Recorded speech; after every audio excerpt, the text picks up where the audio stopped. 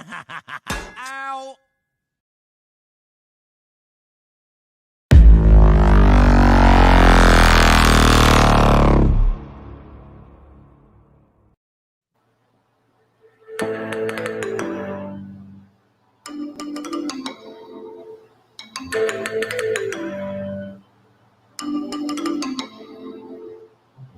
Hello and good evening. 8 p.m. on the nose. Grandpa should be calling any second. Tonight we're going to be talking about Dylan Rounds. We're going to be taking calls. We have a local. We'll be calling in, or I'll be calling them. We're going to find out some facts that we need to get straight. By the way, Don Hatley's in town in Montello. He hasn't gone anywhere. Apparently he was drinking at the bar yesterday. So life doesn't stop. And we're going to continue to find out what happened to Dylan Rounds. Tonight, I do have a co-host.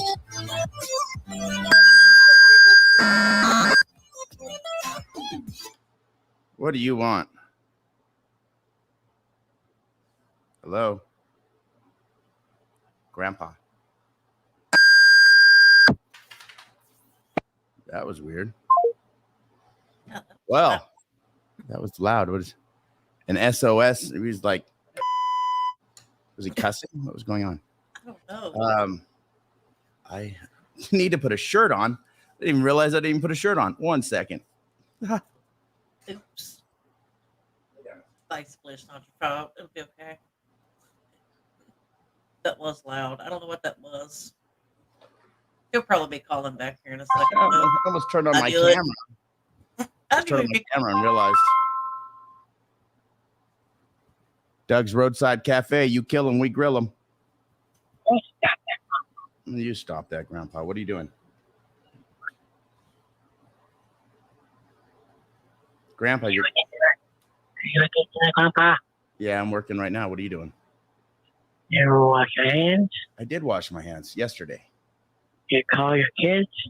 I did call my kids. And I call you tomorrow night? You can call me tomorrow night. Okay, Grandpa. All right, Grandpa. Bye-bye. All right. It's hot out here. It's still like 90 degrees. That's cool. It's about 70 here. It's not bad. You're bragging. No. So we're going to get this local, and we're going to get her on the phone here in a second. She'd like to answer some questions, come up and clarify some stuff. Finding Dylan is why I keep sending you messages, trying to clear up misinformation. So we're going to go ahead and give her a call right now. That's good, though. I mean, if you want the most accurate information, you go straight to the source. So Yeah. I'm glad that people are reaching out because we want to get the right information out. That's important. And not solving this, but being able to be on the right track of finding the right list, right? Right. Compile our list down. So let me try to call, see if she answers. All right.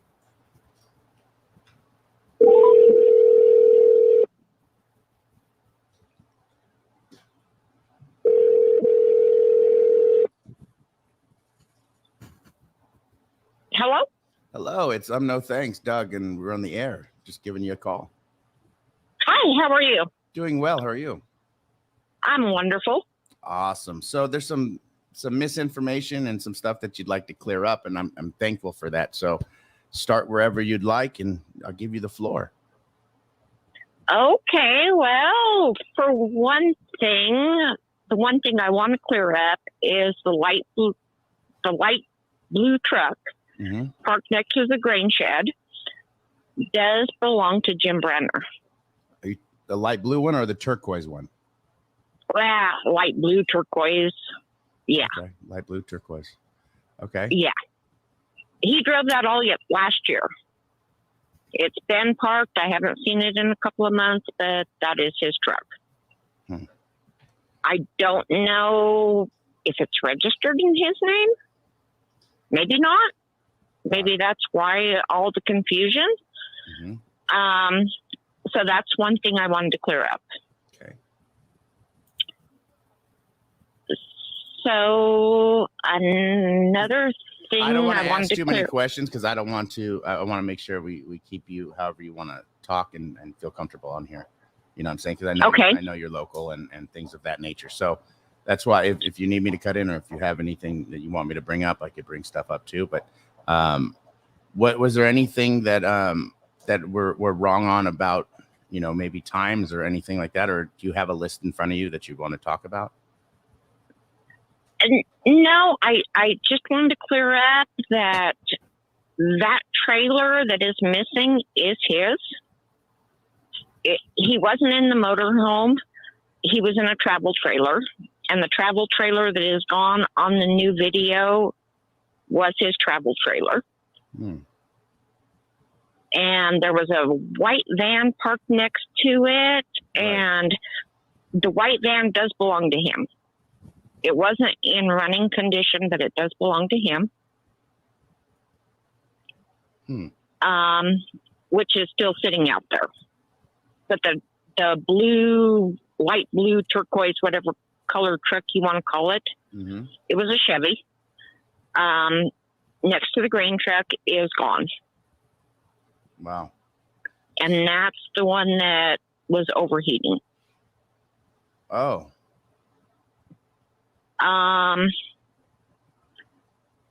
one other thing I wanted to clear up is Don Hatley is still around. Oh, okay. I just talked to him Monday night at the Cowboy. Monday night at the Cowboy. And is what is his behavior like? And what kind of guy is Don Hatley? You know, he's kind of a mellow guy. He was in there having a couple of beers, and he didn't seem like he was in a hurry to go anywhere. I didn't ask him. I didn't question him. But,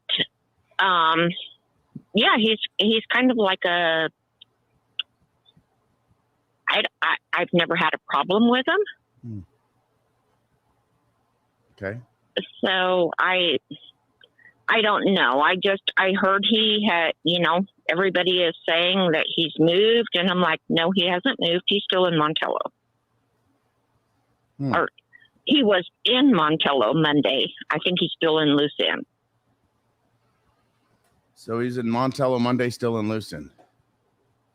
Yeah, I think he's still living in Loose End. But he was in Montello having a beer Monday night. Now, what are the Wadsworths like? You know, I get along with him great. So, what are they like though? Like, are they like what we see online? Is it different? No, you know what? They've always treated me well, and I can't say how they treat everybody else, but they've always treated me well. When all this started happening, I was taking care of my mom. My mom was in hospice care, and I was basically the nurse, and she had to have 24-hour care. So when all this started happening, I had Kurt come over to her house. I had a couch I needed moved. That was the weekend. Kayleen and all them were there, and he came over to my mom's house. He had some friends, friends, relatives. I don't know what they were, but they came over. They moved the couch. They had to take it out the front door and back in through the back door and take the door off the hinges. And did they charge you for it? I saw him. No. Good. No. And, you know, my mom's house is right next to Troy's. So I was there nonstop. My mom actually passed away on June 2nd. I'm sorry to hear that. So I was there. I saw all the activity. My mom was right down the street from the saddle store. So I saw all the trailers. I saw the four-wheelers. I don't know who all was there, but I saw all the activity, and like I said, my mom was 24-hour care, and Montello was busy that weekend.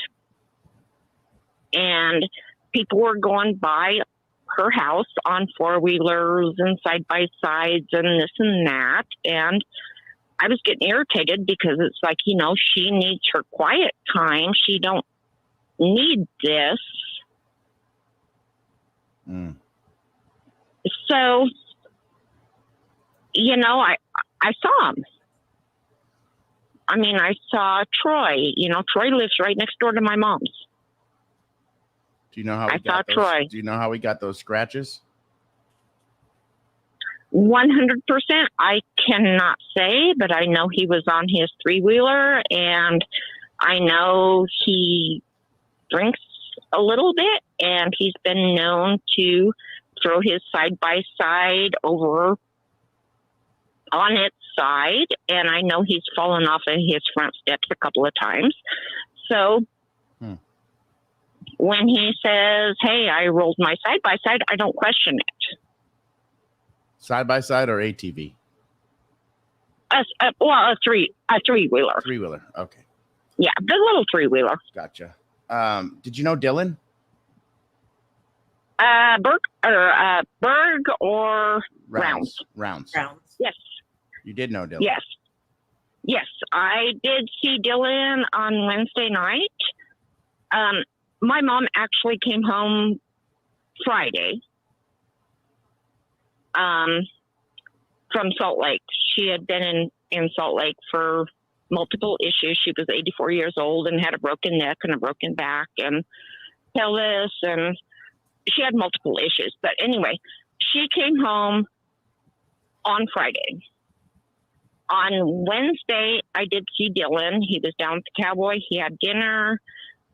He usually sat in the cafe side. He paid for his dinner with his credit card because they have a little machine, a portable machine. So he paid for his dinner, a burger, on Wednesday. And that's when I saw him. Thursday, I was not down at the Cowboy. I was not down at the bar. But Thursday, I was at a friend's house. We had a big windstorm. There was a whole bunch of shit going on. I left my friend's house. It was after dark. And I was driving by the saddle store. I stopped at my mom's to check on her dog. And they said, did you hear the gunshot? Well, no, I didn't. But I went in the saddle store, and Taylina had called the cops, and I had a beer, and I was waiting for the cops to show up, and I was talking to Kurt because I needed this couch moved out of my mom's house because I had to have a hospital bed put in. And there was an NHP, Nevada Highway Patrol, and an Oco County Sheriff deputy that showed up to take the report on the gunshot. And there was a whole bunch of family in the saddle store when that happened.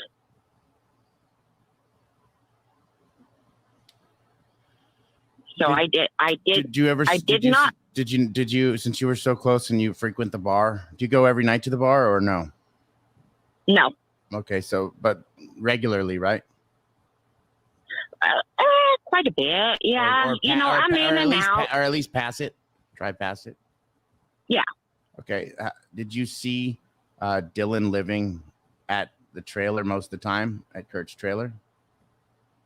I saw his truck there quite a bit, but I really didn't question it because he was doing farming out here, and I would see him because I knew where he was in his tractor, and it could be 11, 12 o'clock at night, and I could see the lights from the tractor. Mm-hmm. So I know he was out there working. So it's like, if you're staying here, you don't even question it because that's a long drive to Loose End. Right. If you've been out all night. But if his farm's in Lucin, right, and he farms out there, and he's supposed to start early in the morning, wouldn't you think that somebody would sleep the majority of the time at their own farm and not in Kurt's trailer? Is there a reason why that you feel Kurt and Dylan spent so much time together? Well, really, he was out here and he was doing contract work. So he was hired to tear out fields, reseed, in a couple of different locations. So that's what he was being paid for. And he would spend all night. So no, it's not. If you do ranching, no, not really. It's not, this is what I was hired for. This is what I'm doing. So you talked about the gunshot on Thursday, right? Uh-huh. And who made that shot again? Do you know?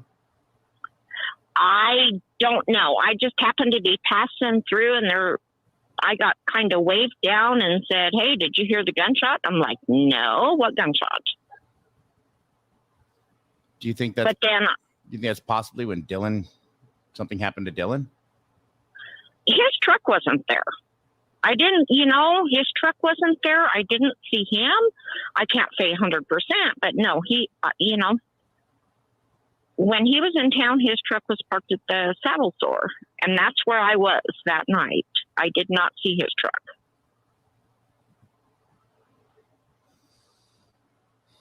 What do you think happened to Dylan? Oh, I honestly don't know. You know what? Being a local, it's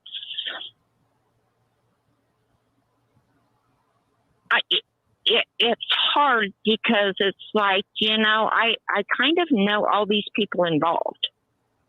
I know the Wadsworths. I know Jim Brenner. Were you invited to any of the barbecues? Oh, no. No, you know what? When all this was happening, I was taking care of my mom. And that was my main focus. I knew she came home to pass away. So, no, I wasn't invited. And no, I know Dylan. I know Kevin Bibbins. I know Don Hatley. I know all these people. And it's like, my first thought when this happened was, what is Robert and Chase doing? Because Chase actually worked for me at one point. He was working for me last summer. I have property 12 miles south of Montello. And I was having him do some fencing, and I have a trailer. I grew up there. I've been here since 73. So he had full access to my property, and he was an awesome worker. And then he kind of got involved with the drugs, and did he steal from you? Actually, no. I'm probably one of the rare ones he didn't steal from. But he had full access to my property. I have a trailer up there. He stayed up there. He had full access to my property. And when this happened with Dylan, and I heard they were looking for Chase, even before Chase was arrested, I'm like, oh my God, I'm dealing with my mom. Can somebody go check on my property? Because I have a trailer. It has a bed. It's fully functional. And Chase knows that. And I called people that were searching, going, hey, check on my property. And, the thing was, it's like, Chase. Who do you have? Who would check on your property? Was it Kurt? No. He would watch like 15 properties, right? No, I got a hold of people that were out searching. Because I was at my mom's, but I knew people were searching, and people I knew, and I'm like, hey, go check on my property, because he does have full access to my property. And when my mom passed away, and that's the first weekend that they were searching out in Lucerne, I was going to head out there right after my mom passed and see what I could do to help. And Kurt did say, hey, it's cluster out there. They don't know what they're doing. We need to search on this side. And I'm like, okay, I'm going to go to my property. So I did go to my property. And I looked at my property and I'm like, nope, nothing's been touched here. I searched, and this is in the Tawana Range. So I checked all the mine shafts. I looked. It's like there's no fresh prints. There's no nothing. Do you know anything about Kurt being a water witch? No. Or some type of witch he claims with his dowsing rods? No. No? Okay. No. Do you know Ty and Lance? I do. How do you know Ty? I've known Ty since he's probably moved out here umpteen years ago. He originally had property out in Pilot Valley, and then he got with Phyllis, and I think he's been with Phyllis ever since. And may still have the property out in Pilot Valley, which is different than the one Phyllis has. Right. Tell me about Jim Brenner. Jim. Okay, well, Jim is a little hothead. I did witness him last summer when he was dating Becky, and that's why I said he has the light blue truck, because he drove it all the time. My mom's house is actually across from Becky's, and I was working in her yard, and I kept seeing Robert Avila's driving by on a bike, in a truck, back and forth, kind of stalking. And next thing I know, I'm standing there and I see Jim with a gun, and Becky's like, put the goddamn gun away, Jim. And I yelled across the street, and I'm like, hey, Jim, don't be shooting this way because I'm out here in the yard. Did you yell that while he had the gun pointed that direction? Yeah. Oh, God. Yeah, of course. Don't shoot. We're in Right. Montello. We're in Montello. We have to protect ourselves, So It's is it, kind of like is it really the Wild West out there? And is there a vigilante group and all that stuff? It's not really vigilante. There's so many thieves going around town stealing shit that you have to watch out, and people watch out for their shit. So it's not really vigilante. It's more like neighborhood watch your shit, watch your neighbor's shit. And if you see something wrong, well, follow this person and see what the hell they're doing. I mean, I've had people taking shit from me. Who do you think it was? Honestly, I don't know. I've kind of bounced back and forth between Chase and Robert Avila's. I don't know.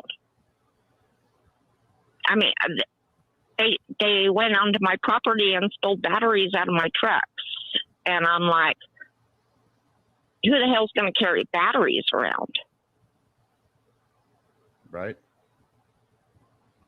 So why did Brenner and Becky break up? I honestly don't know. I have no idea. Because I know her,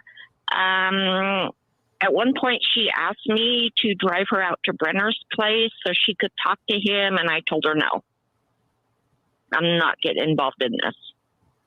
Who did Becky marry? Do you know? Was it someone? I don't think she's married. Oh, I heard she got married or moved out. They broke up. He got married. Something to that effect. Oh. I don't know. Yeah, I don't think she's married. Yeah, we were told that she got married and moved like to Washington or something like that. She doesn't live No, out there anymore. no, she's still out here. She's dating a guy that drives truck, but I don't know if they're married. Oh, okay.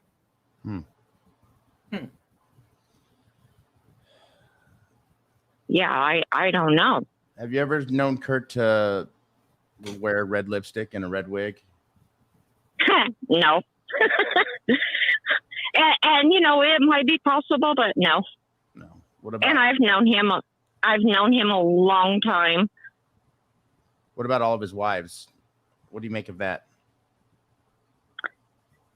I think he's just wasting his money,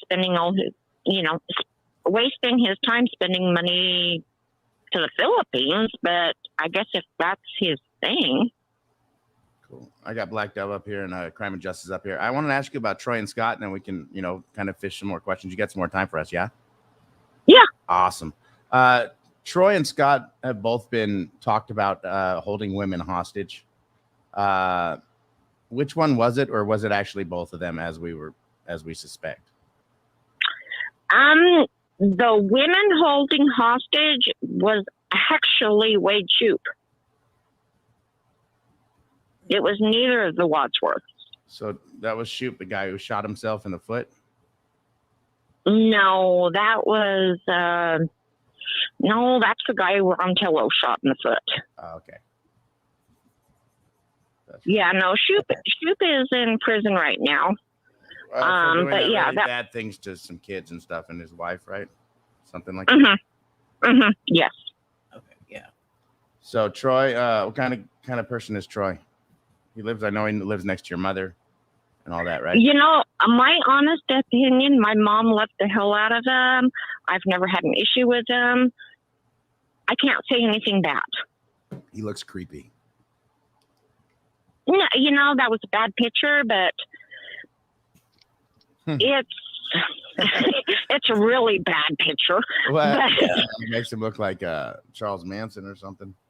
Right? Yeah, but that the thing is, that's a love-hate relationship with what was going on. So, what about Scott Wadsworth? What do you think of Scott? I know him. I've never had an issue with him. I don't know the whole situation on what happened. I heard it was an internet thing. Whether it actually was, I don't know. What do you think, internet or possibly in real life? I don't really see that. No, I see internet, but not real life. And he's a thief too, right? Big time thief. Not that I'm aware of. Didn't he just steal like over $1,000 from Delbert, Social Security money? And Delbert had to move back into. Well, yeah. Okay, so the thing with that is he's been living up in Idaho taking care of him, and it was, from my understanding, is he had the card or whatever to pay bills that were incurred for Delbert up there. I thought Delbert was in Victorville with Breck. No, No, he was in Idaho. He was in Idaho. Okay. Yeah, he's never been to Victorville as far as I know. All right. So who's Breck? Breck is Kurt's partner. He's a friend a friend in California. Down in Victorville. Did they have some type of just business relationship, or was it friendly relationship? I honestly don't know. I know they've, one goes to California, one comes here. I think they're just friends.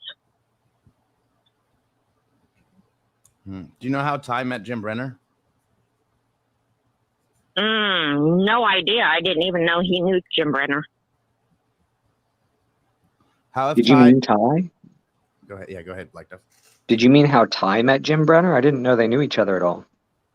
I didn't know. I don't think they do. I just threw out the question. Oh. No, I don't think they do. That was me just trying to see if there was an answer to that. I want to know why. Yeah, I don't think they do. If they, I don't know where they would have met, but I don't think they know each other. You want to take over for a minute, one of you guys? Any questions? That way I could regroup, figure out which Oh, I question. got Yeah. a bunch of questions. Go ahead. Yeah, One go of you ahead. guys start.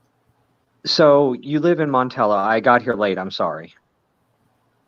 Yes, Correct? I do. Okay. And you've Yes. lived there for a long time, I believe? Oh, yeah. So you know the entire area around there, Lucin, like Grouse Creek, that sort of stuff? Yes, I do.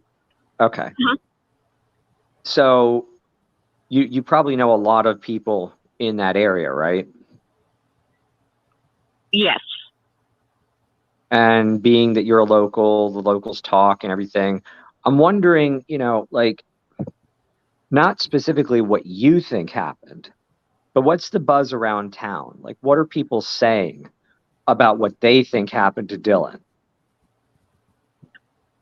You know what? There's really no buzz in Montello, and that's kind of been misinterpreted. In Montello, you have a lot of elderly people that have no access to the internet, that do not go to the bar, that have actually no clue what's going on. And there's a few of us in Montello that know Dylan or know the story. We have no clue. And So it's like kind one of, day he just disappeared. yeah. And the thing is, it's like, I know Dylan, I know the Wadsworth, I know the whole thing. And it's like, I wasn't it's here for the part very big. where you said how you know Dylan. Like, you know him personally, you've talked to him, long conversations. No, I didn't have long conversations with him. I would see him in the Cowboy eating, and it's one of those hi, how are you type thingies.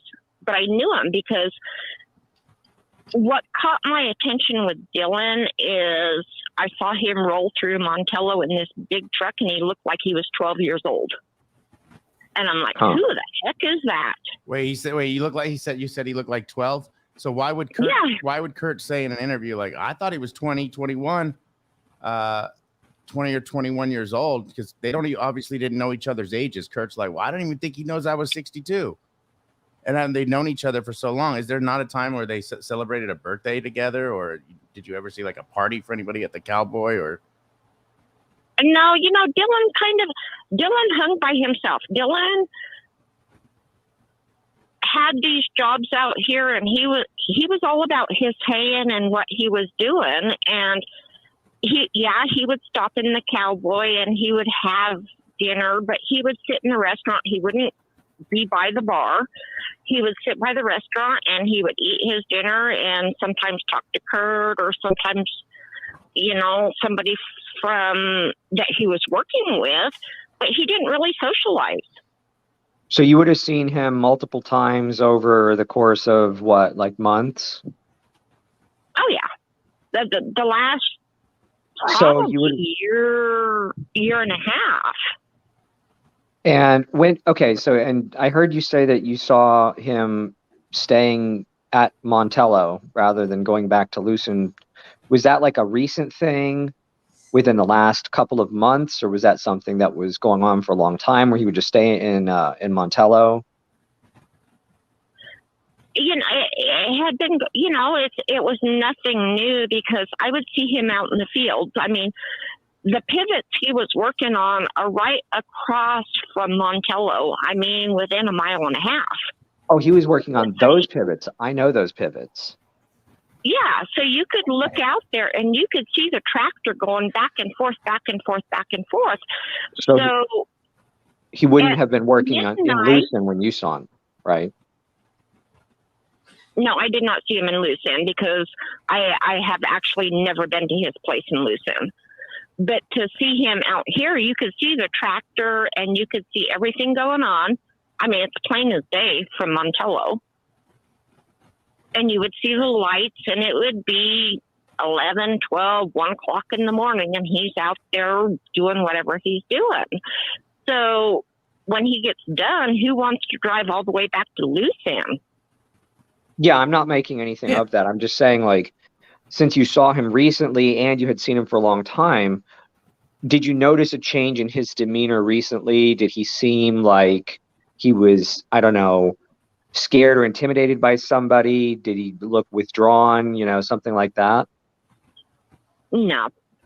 No, every time I saw him, you could tell he'd been out in the fields. He was covered in dust and dirt, and you could tell he'd been working, and he was tired, just wanted food. Excuse me. There wasn't anything abnormal about it. Who are these? The last time, I'm sorry. Go ahead, Lecta. I was going to say, the last time you saw him at the bar, hanging out, eating burgers or whatever, like, did you notice anybody eavesdropping on him? Any of that kind of thing? No, when I saw him Wednesday night, he was sitting in the restaurant. He had his burger. He was by himself.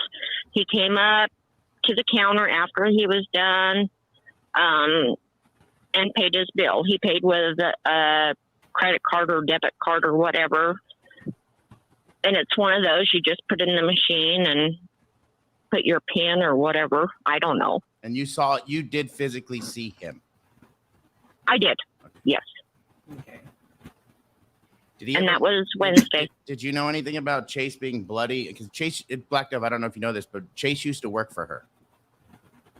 I heard a little bit of that. Okay, I don't know that. Right. So, did you know anything about Chase? Why was he bloody in the desert? What you heard, or did you hear about that through secondhand people? I didn't hear anything about it until everybody started reporting that there was this bloody man in the desert, and then they started saying Chase, and I'm like, well, I don't know.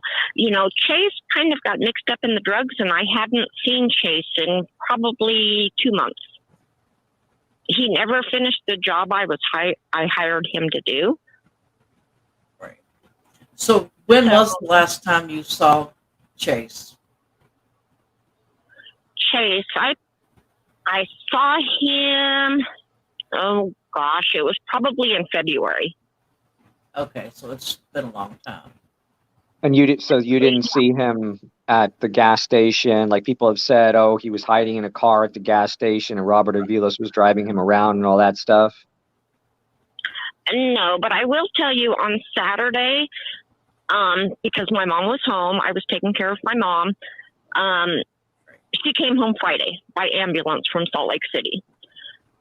So Kurt came over prior to my mom getting home about noon, and he brought somebody that was in that group over to move a couch for me. And they ended up having to take a door off, and it was kind of a big deal to move this couch, but I had to have a hospital bed. Somebody in what group now? The group that came out with Kaylina. Oh, so one of the people that came for the family barbecue thing. Uh-huh. Yeah. Yeah, they actually went to her house to help with the couch or something like that. So meaning they did leave the party at one point. Again, they left the party multiple times that day. But that was Saturday morning, about 11 o'clock in the morning. I mean, it was early in the morning. No, I'm sorry, not Saturday, Friday. It was Friday morning because my mom came home Friday about 12:30 in the afternoon by ambulance. What did it look like around the town when you were around there? Did you notice were people in like a panic? Were people getting in and out of town at that time? Because no, you know what? Everybody was asleep. Right, but I'm concerned. I'm concerned because the night before you heard the gunshot happened on Thursday night, and so I'm wondering. Yeah, I'm just wondering because we're trying to figure out if Dylan was even seen on Friday. I honestly don't know. I was so busy taking care of my mom and what was happening with my mom. I did not see him. Was this gunshot that happened in the Cowboy or the Saddle Store? It was in the street outside of the Saddle Store. And was that some kind of altercation over a woman and somebody like pulled a gun on somebody that was at the bar and shot at them but didn't hit them? Yeah, that was correct. Right. Yeah. It was two guys and yeah. Mm-hmm. And the cops did actually come for that? They did. Yes. Was anybody arrested? Any of that stuff? No, it was a highway patrol and it was a deputy. And they came out and took statements. And do they know who was the shooter? I do. I don't know if that name's been thrown out, so I really don't want to, throw names out. It's kind of a new person in town. Oh, so he's a new person in town. So you wouldn't know if he's known for being like everybody else and just shoots, like if you turn down the wrong street, or? Yeah, no, he's only been out here a few months. Do you know what he Can does? you give his first initial, maybe? It is. Yeah, if I could remember it. But honestly, I don't. I don't remember it. Could Like you I said, he's new. do you know what kind of vehicle he's got or anything? Because there was some talk of vehicles on the day Dylan went missing. He has a little S10. Oh, he doesn't have a big truck. No, he has a little S10. There were some tire marks that looked like an S10. Jeep or an S10 or something like that, remember? Yep. Yeah. I have those tire marks, actually. Who's these? Who are the ranchers, or who's this jockey guy? Everybody keeps talking about a jockey. The only jockey I actually know out here is he's a new guy that's only been here a few months, which would have no reason to be in loose end. Wait, is this the same guy that somebody brought up? Oh man, I can't remember who that was. Avila Doom. That's who it was. She said something about a guy that's short and thin, and he's got like, oh man, I think she said he had red hair and a beard. Is that the same guy? Nope, not this guy. Mm-mm. Okay. So this guy was supposedly a jockey that frequented the hunting club down in Pilot. Yeah, but he don't have red hair or red beard. And he's only just recently moved here. Huh. But all he talks about is horses, right? That's the same guy? Mm-hmm. Mm-hmm. Okay. And he came, I want to say he came from Florida, but I could be wrong. Huh. I'm from Florida. I'm in Florida. Are you a little jockey guy? No, I'm not 130 pounds anymore. I'm about 155, something like that. You're chubby right now. It's okay. Yeah, I'd break the horse. Yeah. Iverson. What's going on with Dan Iverson? He bought the borough, 2 years ago, I want to say, and maybe not quite 2 years, almost 2 years. So he bought the borough, and then he bought the pivots in January, which you see directly across from Montello. Those are the ones Dylan was working. Yeah. Mm-hmm. Yeah, Dylan was doing the pivot work for him. You know, he was doing tearing up the fields and replanting and all that good stuff. So he's an up and up guy, basically. This Dan guy. As far as I know. Yeah, and that's what confuses you. It's like, all these people are thrown into the mix, and it's like, what the hell happened to Dylan? Yeah, it is, that's the thing that bothers a lot of people, including myself, is that what happened to Dylan is very mysterious in the sense that there's all these characters in the surrounding area. You don't know which ones are, possibly involved or not, but all these names getting Like Ed thrown out Harshberger. there.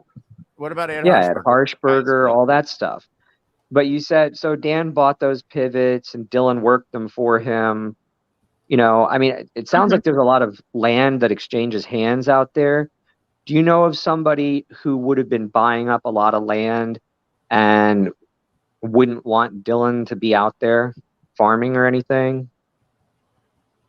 Yeah, I can't think of anybody. It's like, and the thing with Dan is, it's like Dan was relying on him to do this stuff. And when Dylan disappeared, Dan didn't have anybody to do what he needed done. Yeah, I and as mean, far as had Dylan, Dan would have been one of the Dylan last for the people to field, see Dylan. Mm-hmm. To give him Because, a check. well, not just the check, but on Friday, according to Kurt, Dylan took a part for Dan's pivot over to his place, which I guess is the one right across from Montello, to help him replace the part on the pivot. And then he went back to Montello and then went off to Lucin, apparently. And this was all Friday. but I do have one question is, if you remember early on, I think it was, who was it that flew? Kurt Who would have was been the it that last person to flew? see Dylan because Kurt said that he came by and showed him the back of his truck was clean, right? That was on Thursday, I believe.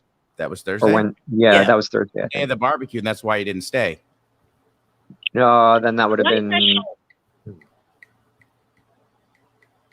I'd have to go and read. So one question I do have is, remember early on, I think it was Heavy D had the video and they found a body over by Wendover, like a 41-year-old male. Right. Yes. That guy was living out there and nobody seems to know anything about it, but he was shot. We weren't told. Wow, that. you know that for a fact? We weren't told he was shot. Yeah.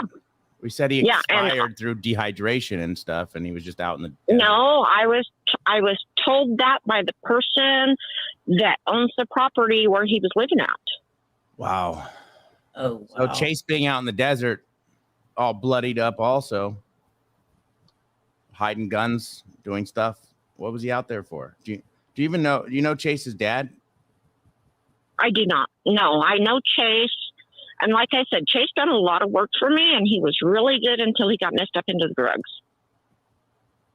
Do you think Chase would be capable of doing something like that? I mean, I know that he steals from people, but do you think he would take it that far? No. When I first heard about this, and I was at my mom's, and I was sitting on the front porch and taking care of her, and I was flipping through Facebook, and I saw a post, has anybody heard anything about Dylan? And then I saw they were looking for Chase. And I'm like, son of a bitch, where's his motorhome? Somebody needs to check my property, because I don't think Chase or Robert Aviles, either one, I don't think would hurt Dylan. But my thought was, maybe they were hiding something in that grain shed and he came across them and maybe they knocked him unconscious. Maybe, that was my first thought. Maybe he's being held somewhere. You say they. I'm talking Robert and Chase. So, okay. But how could Robert and Chase be hiding something in that shed when Jim Brenner lives right there and he shoots at people who come by? And Exactly. Yeah, I don't know, but I tell you what, that was my first thought. And I started making calls. I could not go to my property, but I started making calls, and I'm like, check my property. have you got cameras on it? I do not. No. Damn. And where my property is, cell phone doesn't work. It's really iffy up there. It's right down below where the cell tower can't reach. Let me ask you something. What's going on with Sherry and Tracy Wadsworth and Alicia and everybody? Somebody was kicked out of the house. I mean, what's going on with Sherry and Tracy? Why are they the outcasts of the family? I don't know. I do know, and it's not Sherry, it's Cherie. I don't know. Yeah, I don't know. I do know she moved. I don't know the whole story on that. Okay. Because obviously they're scared of something.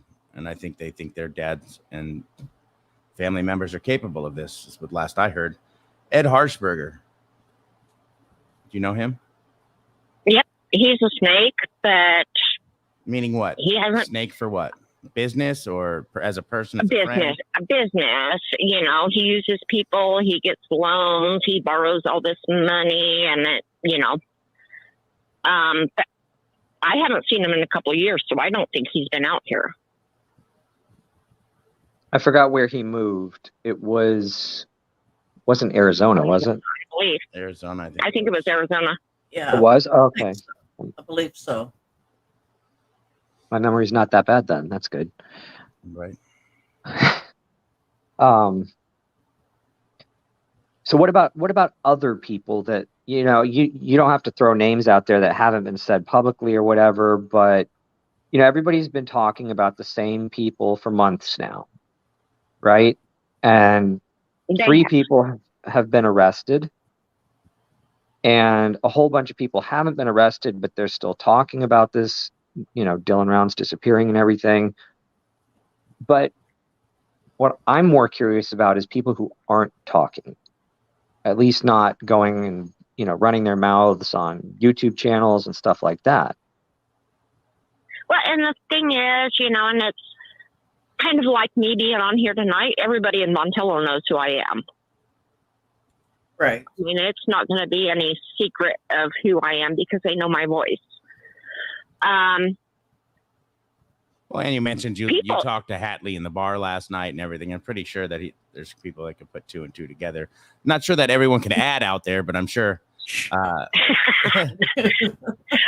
and the thing is, it's like, we're all, the people in Montello don't know.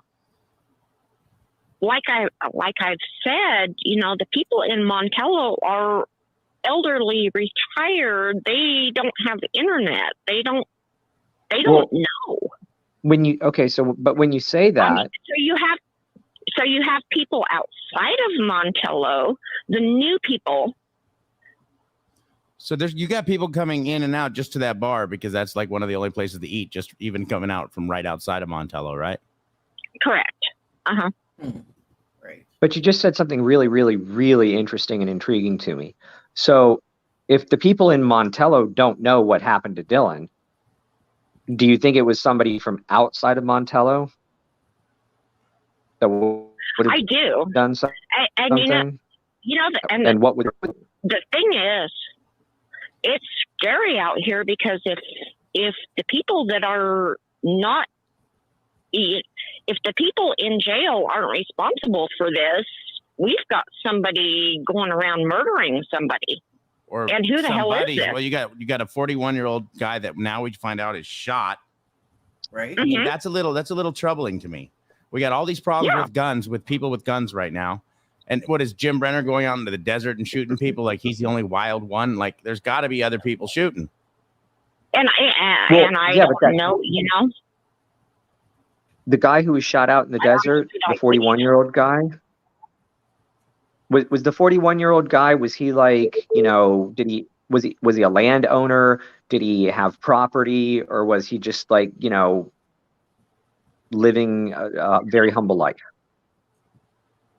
He came out here and he had horses, a few head of cattle, and he was renting a place. He didn't even own it. He was renting a place and just kind of staying out there.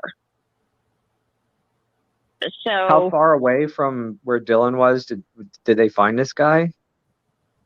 He was over by Wendover, so I'd probably maybe 35 miles. So pretty far west of Montello. Mm-hmm. And it was right on the Nevada-Utah border. So I'm not actually sure if it was Box Elder County or Elko County that would be handling this case. No, they're not going to handle much, apparently. And I think it was Box Elder County. Oh, even worse. Is Rocky Pass Road a place to hide a body for evidence, you think? I don't know where Rocky Pass Road is. Okay. People kind of rename roads out here. Really? Because out here, unless you're on a main road, you can't even get an address. You have to use your parcel number, APN number. So people make up names. So I'm not sure. I'm kind of thinking you guys might be talking about Patterson Pass, but I'm not really sure. Patterson Pass. I'm unfamiliar with that area. Yeah, I Where is haven't heard of that that. is that near Golden Spike or anything like that, or is it opposite? Where's that? No, Patterson Pass is, oh gosh, you have Pilot Peak, you have Copper Mountain. Patterson Pass is kind of in the middle. It's kind of on the border in between Utah and Nevada. Got it. Oh, okay. Who's capable in Montello of doing, killing? My opinion, I can't think of anybody, and that's the thing. I've racked my brains, and I'm like, I've went back to day one, and I'm like, okay, I know this, I know that. I can't think of anybody. What about in Lucin? But the only people I know out in Lucin are Jim Brenner, Don Hatley, Kevin Bibbins, which Kevin Bibbins has a really bad history. Right. Worse than James Brenner's? Mm-hmm. Yeah. Yeah. He's done more than attempted murder? Oh, yeah. And when Kevin Bibbins originally came, when I first met him, he was a registered sex offender. And he went to Arizona, went to prison for trying to stab his neighbor. And he comes back to Lucin, and all of a sudden he's not a registered sex offender. And I've been questioning that for years. I'm like, what the hell? Is he still out there? Yes. He's Now, still out there. And if you look at the documents, he's on the court documents. Indeed, he is. Yes. Yeah. If you look at that, Oh, I've seen them. and it's like, why is he not registered? What the hell? It don't go away. I think it was 1976 in California, and that's why he's registered. It was rape and attempted murder of somebody in, I want to say San Jose or Santa Cruz, one of those. Now, he lives close to the sun tunnels, right? He does. He's only a couple of miles from Dillon. That's okay. And that's why I've thrown his name out so many times. It's like, hey, what about this guy? Well, he's out there now because he's in those documents and everybody's seen them by now. Speaking of sun tunnels, who were the people that they were locals, right? Do you know the people that were actually seen at the sun tunnels that day and the person on the ATV? I do not. No. Well, there's some confliction about that too, because apparently, according to one person, they live at the sun tunnels and they saw vehicles coming out. And then there's another one, another story where they don't live at the sun tunnels. They were there visiting, but they live in Montello, and they're the ones who saw the vehicles coming out.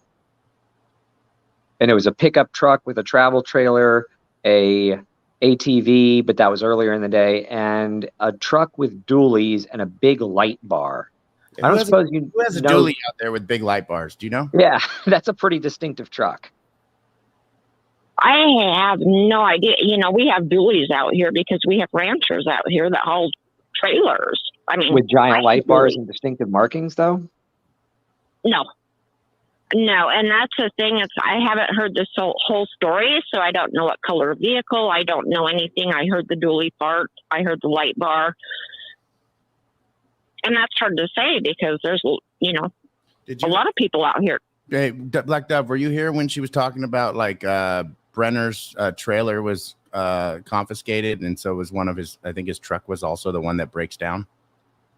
No, but I thought that was the case a while ago because that was said. I don't remember where, but there was 2 trailers. If you look at the Heavy D video Yeah. at the grain shed, one trailer and then one camper, right? Like a motorhome. yeah, and one disappeared, and the other one is still out on the property, as far as I know. Right. So he lived in the trailer, not the motorhome. Everyone was saying he lived in the motorhome, but he was living in the trailer apparently. I assume that the one they took is the one he was living in, or whichever one would have contained evidence. Because, I mean, they do have evidence. Like, that's been documented that they have evidence against James Brenner. How good it is, or, all of that is kind of up in the air. I think they said, what, digital and forensic? Yeah, they Yeah. said digital and forensic. Yeah, that's what they said. So they took the trailer he was living in and the truck. But he owns more vehicles. He's got a white van out there that it's his. It just doesn't run. And then he had another vehicle, another truck. So he owns a junkyard. There's a van out there. There's 2 white trucks. And then there was his blue truck that they took. Right. I don't know who the other vehicles belong to that are on that property, though. I mean, they may not necessarily be his. There's apparently a lot So of you people said you come and go on that property. you said you knew both James Brenner and Don Hately. I do. And what's your take on? She saw Dan Hately. She had a beer at the bar next to him. Wow. Yeah, yeah. Monday night. Yeah, I talked to him Monday night. So he's still here. He hasn't moved, like I keep hearing. He's still here. Did you talk to him about what happened to Dylan? Maybe like any of that get brought up? No, I haven't. He was asking me about some mail he was looking for coming general delivery. But no, I didn't even bring it up. Yeah, we kind of covered that earlier. I forgot that you weren't here for Sorry. that. No, that's okay. Sorry. That's why I kind of. What jumped. about James Brenner, though? What's your take on him? He's kind of a wingnut. I mean, he has a temper. I witnessed him pulling a gun on Robert Aviles. Would that have been a chrome-colored pistol? Exactly the question I was just asking. Yes. Yeah. So you're the one that Ty was talking about that saw that witnessed the Yes. gun. Okay. Yeah. Okay, that clears that up then. Do we know where that gun is yet? I haven't heard anything. Nope. That gun is unaccounted for as far as I know, unless somebody else, unless law enforcement's actually doing their job for a change, which they don't seem to do at all. Who's the 15 people who has Kurt watch their properties and they never live in town? Is there really that many people who have properties and don't live there? There's people out here that have property that don't live here, but I don't know who the 15 are. It seems to be a lot. Out of 50 something people, it seems to be a lot not even living there, but having property out there. I mean, what's in Montello? Does it seem like a vacation spot to anybody? I mean, I'm not sure. But it's not 50. You're thinking 50 people in Montello. What he's talking about is throughout the valley and throughout Montello and Pilot Valley and that whole area. We've probably got almost 600 people out here. So when people say there's 50 people, it's like, no, in Montello itself, there's 50 people, but you've got people out in the valley that aren't considered Montello. So is there a good chance that those houses that are the property out there is payment for something and they're quitclaim deeded? Somehow the Wadsworths actually own those properties. There's a lot of property that is owned out there by the Wadsworths. Changed hands, quitclaim deeds, all kinds of stuff. I don't know what all they own. I know there's people that come and go. They're out here 4, 5, 6 times a year. Mm-hmm. So I don't know what they're looking at. What's your take on Ellen and Dylan Berg? I get along with them good. Does Dylan really have a little lung? He does. He does. Have you ever? Do you know? Poor Dylan. I know. Yeah, give my regards for his deceased lung next time you see him, please. Sorry, I thought he does have breathing problems. Have you ever seen him on edibles? No, but he's kind of a hermit, so you don't see him a lot around town. Okay. Does he do meth? Do you know? I have no idea. It kind of seemed like that to me. It seemed like the edible is a good come down. Rest. Is that a big issue out there? Do you have a lot of people that deal in meth, or just people that use it? We kind of go through spurts. It's like you have the people that come in and they're all messed out. A couple of them are in jail right now. Montello is actually pretty quiet. I mean, I'm standing outside in the street and you don't hear a thing. That's because Dylan went missing. That's a fact. If Dylan didn't go missing, that town would be running amok right now. The people. Not necessarily, but it's quiet. Well, I mean, if nobody was arrested, town. if Chase and Aviles were out there and all this stuff, and nothing happened to Dylan, like those guys weren't arrested until after something happened to Dylan. They didn't start cleaning up that town until something happened to Dylan. Why they didn't do it before and try to prevent it? Were you ever questioned by any of the cops or FBI or anybody? No. Mm-mm. What about Ball Slinger? He was a sweet guy. He had cancer and he decided, I'm done. I'm not going to deal with it. And that was it. Right. I mean, and I can understand that. He was in a lot of pain. Another name that's kind of been thrown around is Tom Hardy. Do you know him? I do.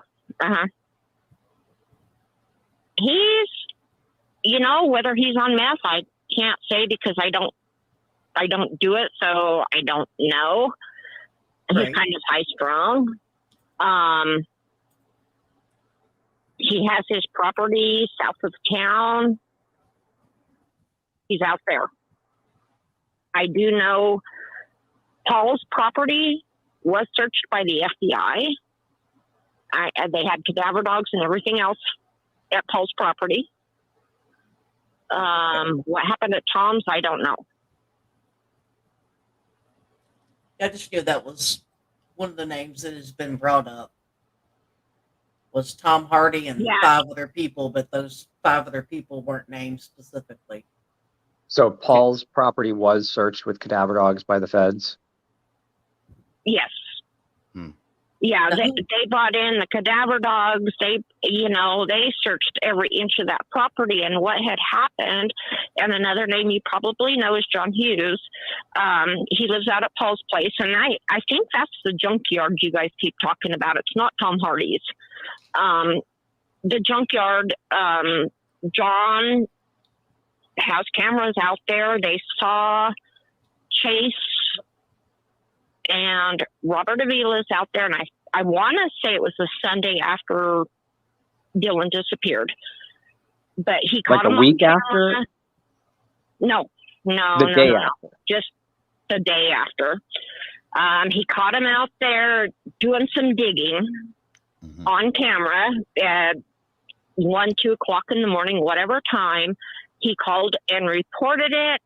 The FBI came out, the sheriff's department came out, they had cadaver dogs, they had drones, they dug, they done a whole bunch of stuff out there. And there was nothing out there, which I'm assuming they were probably digging up the stolen guns they had. But I thought the FBI only got on the scene on like June 16th. It came in late. Sorry, I have a train going by. No problem. I said I thought that the FBI only got involved on June 16th at the earliest. So would it have been just... They came out, and it was, I want to say maybe a week and a half after Dylan went missing when the FBI actually showed up and came out and searched that. Okay, so it wasn't right away then. All right. No, they called and reported it and said, I don't know what the hell's happening. But they were out digging in the middle of the night. So the FBI did come out and search the whole property. So your mom came home on Friday night, right? Yes, Friday afternoon. You would have been there Saturday. You would have been there Saturday morning, right? Yes. Who was the ones that went out searching for Dylan? Who went to his shed? Do you know who went to his trailer to search for him? There was 3 people, I believe. On Saturday, I have no idea. I do know on Saturday, because it was a long night with my mom, I do know I was at a friend's house. I left my brother in charge. I'm like, I've got to get away for a little bit. And I took off for about an hour. I went to a friend's house, and at 3:00, and I know that because my sister called and said, hey, I'm at Mom's house. Come down. At 3:00 Nevada time, I saw Robert Aviles coming into town from the Lucin direction. He was in the little black car. He was kind of driving fast, and I saw him pass by. Is anybody with him? I don't know. I did not see anybody, but if there was anybody laying down, and I'm like, well, 3:00 Nevada time, that's 2:00 Utah time. Right. No. You have the hour. No, 4:00. 4:00. It's an hour difference. Yeah. Yeah. So we have the hour difference. And I'm like, well, that's kind of weird because he was in a hurry. And that little black car had a lot of dirt on it, dust. And if you're just driving the normal dirt roads, you don't get the dust. The kind of dust he had is like he had been through big pockets of dust on the road. It's kind of like baby powder. Or if he's like, it's fine. Maybe if he's following like a 4-wheeler or something that's kicking up dust or dirt like that, or a car in front of him. Are you talking something like that? Or are you talking about he had to be in like 4-buying almost in that little car? Yeah, that's what I'm talking about. It's like, you're going through roads that have a lot of dust or dirt pockets in them, which if you're going out to Lucin the back way from Tacoma, that's what that is. And we call it poof dirt out here, and it's just like driving through baby powder. Did you say you knew Dylan was missing on Sunday? I saw it actually on Facebook. I think it was on Tuesday. Okay. I thought you said Sunday. I was going to see if that would have made sense. So I don't have Facebook, but so are you in that Montello group that's talking about Dylan all the time then? I'm on the Montello group. I'm friends with Taylina, and I think it was actually Taylina that posted it. You're friends with Taylina? What kind of person is Taylina? I've always got along good with her. They come out here every year. They do the birthday parties. They do 4th of July parties. They do, they bring out a whole bunch of side-by-sides and do riding. And Montello was... Is this the first year that they had such a big party? Such a big amount of people? Or do they have it every year the same? No, it's usually the same. And if they've known Dylan for 3 years, Dylan's not once been invited to any one of those parties, do you know? Or you? Or I have no idea.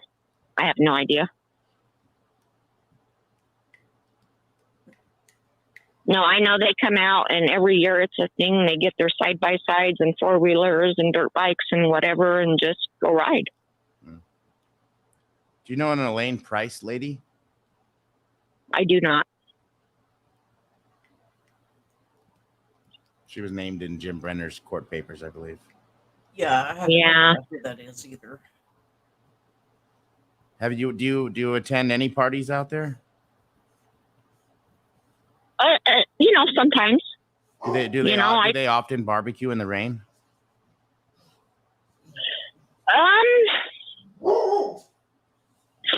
I honestly don't know. Yeah, we've had 4th of July parties in the rain and snowstorms. We've done different things. It'd be kind of hard to barbecue in the rain, I would just suspect. I said that, and then a bunch of people in chat actually contradicted me and said, I barbecue in the rain all the time. Right. Mhm. So it is plausible that they could. Yeah, probably with an easy up or something over it, I guess. I mean, who wants to stand in the rain and barbecue? I'm not saying that can't be done. I'm just saying, do a lot of people tend to do that out there?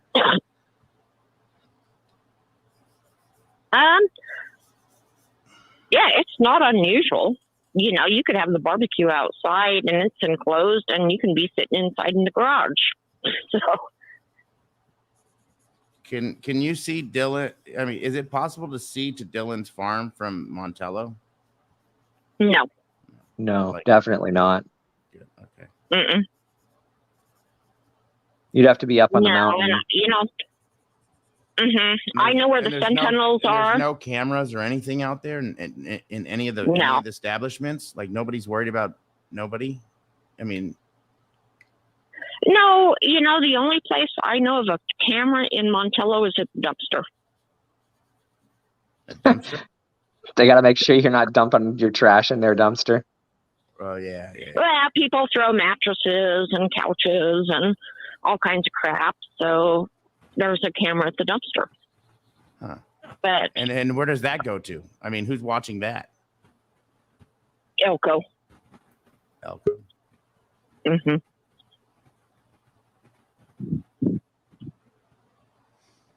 Brock, what's up? You got any questions that you've been listening? Good to see you. Uh-oh. We having sound issues again? Microphone issue. Might have to back out and come back in, Brock. Now, I got another question, though. I don't know what to call you for the local caller. I'll just call you Mrs. X. Ma'am. Ma'am. Now, do you know anybody who would have been able to see Dylan's property or the grain shed from their house? No, you would have to be really close to Lucin to be able to see that. Brenner could, right? Nighttime. If he's nighttime farming with those bright ass lights, you don't think it's pretty flat, but that's still 5 miles from the grain shed. Yeah, you might could see them. I was thinking somebody closer. Somebody had a trail camera up just watching Dylan. I mean, we don't even know who had what, to be honest with you. Are people known out there for having trail cameras? Are there hunters out there, or is it just people just really just don't do any? Is there not enough trees out there or cactuses to hide a trail camera? What's the deal out there? People out there, if you're up in the trees, some people might have trail cams, and there's not very many people out in Lucin. So they might have trail cams, but out in the area where he was, it wasn't well populated. I've heard 12 people in Lucin total. Jesus. Yeah, and that's throughout that whole valley. So who knows?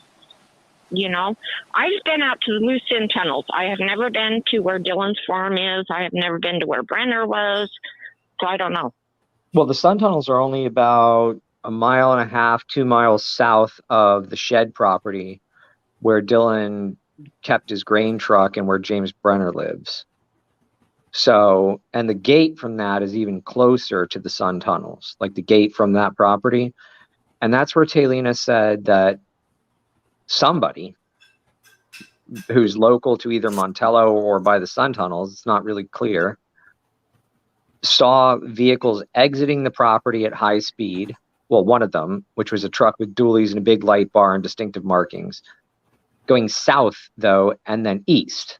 And this was the thing that I didn't understand about what she said, because if you want to get to over the railroad tracks, you don't go south and then east, you go north and then west. And then you go over the railroad tracks and you're on the other side of the tracks completely because there's a crossing right up there. Mhm. Or is my geography of the area wrong? No, you're right. Right, because you'd have to go really far to the east, past Dillon's farm, basically, to get over the railroad tracks. Hmm. Right. Yeah, I studied the satellite imagery of this area, and then so what she said to me was intriguing. It's like if they were trying to get over the railroad tracks, they wouldn't be coming out the south gate; they'd be going out the north gate. Right. So I'm not sure what to make of that. And there's not really anything to do southeast of Lucin. Like there's not much out there. Nobody's really been talking about it, saying that that was a place No. of interest. It's basically a wasteland southeast of Lucin, right? Right. Where's the dump out there? Lucin, I have no idea. I don't think there is one. As far as I know, there's one landfill, and I'm not even sure where that is out there. Have they been checked? That'd be a hell of a job. Fly over and infrared it, right? No, you can't do that. Garbage decomposition is going to put off a lot of heat, number one. So you can't find a body unless it's like alive. Right. Hyperspectral cameras aren't going to help you because that if they're dumping stuff out there, it's all going to be fresh earth. It's all going to be freshly turned over. Like you'd have to manually go out there with a track hoe or a big digger or something like that and like literally dig everything up if you wanted to find a body in a landfill. So, but I don't know where that landfill even is. Has anybody, has Kurt ever asked to borrow money from you? From me? No. No. So I have another question for you. You know, I'm just full of questions for you right now because you live there. And it's so rare to actually talk to somebody who actually lives there and knows the area. For me, anyway, I don't talk to people who actually do. Oh, it's a great phone call. I appreciate her for being here. Amazing phone call. So this was done so cleanly, right? Like nobody's found Dillon. Nobody knows where he is. Nobody knows who did it, except that there's evidence against James Brenner. So my question would be, what do you think a possible plausible motive to just make Dillon disappear so cleanly would be? Right.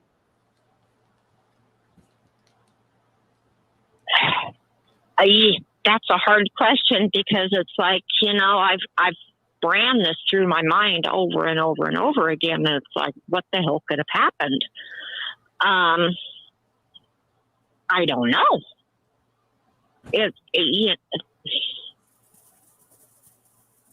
like, why would, you know, he was out there doing his own thing. Why would anybody do this?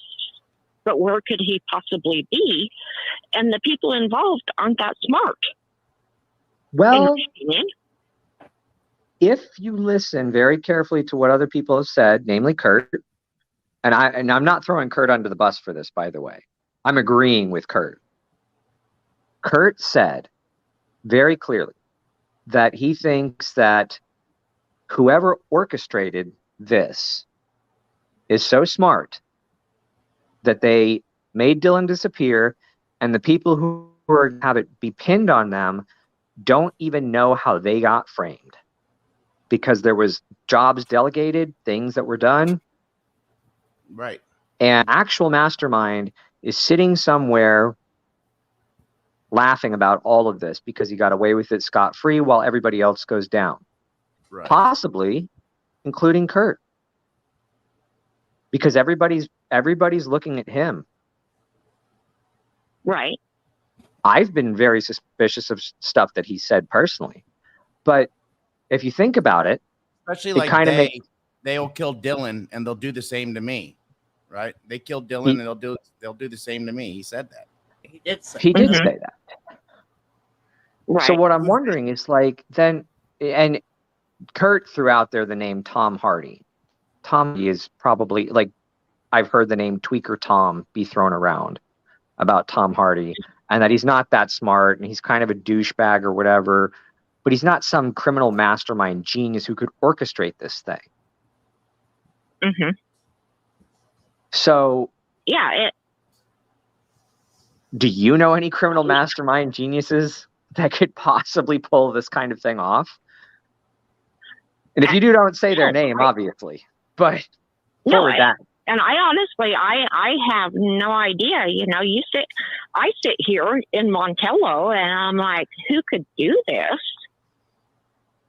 I can't think of a single person. Well, we got to think what the motive would be, and it just seems like it's money and land.